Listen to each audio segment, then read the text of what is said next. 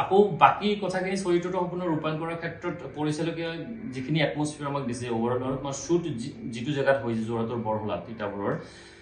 ইমান ধুনীয়া গাঁও এখন আৰু আটাইতকৈ অকণমান টান কথা আছিলে কাৰণ চিনেমাখন অকণমান পিৰিয়ডিক 40 বছৰমান আগৰ অসমখনৰ এটা মানে হেৰি চিটুৱেশ্যনক লৈ তো কিন্তু গাঁওখনত যোৱাৰ পাছত সঁচাকৈ এনেকুৱা লাগিছে যেন আমি আগৰ সেই পুৰণা অসমৰ হেৰি গৈছোঁ ইমান ধুনীয়া লোকেশ্যন তো সেই গোটেইবোৰ মিলি চৰিত্ৰটো ৰূপায়ণ কৰাত বহুত এটা টানো হোৱা নাই যদিও টান আছিল কিন্তু গোটেই পৰিচালকে যিখিনি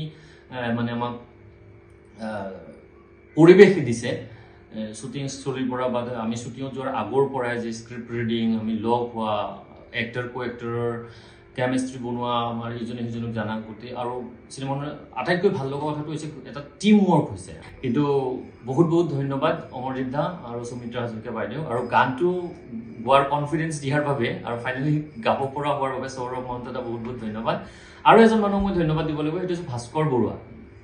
যোনে মোক প্ৰথম এই অমৰদীপ দাৰ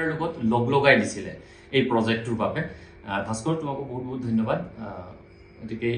অতি সোনকালে আহিব চিত্ৰগৃহলৈ আপোনালোকে চাব বুলি আশা ৰাখিলোঁ ধন্যবাদ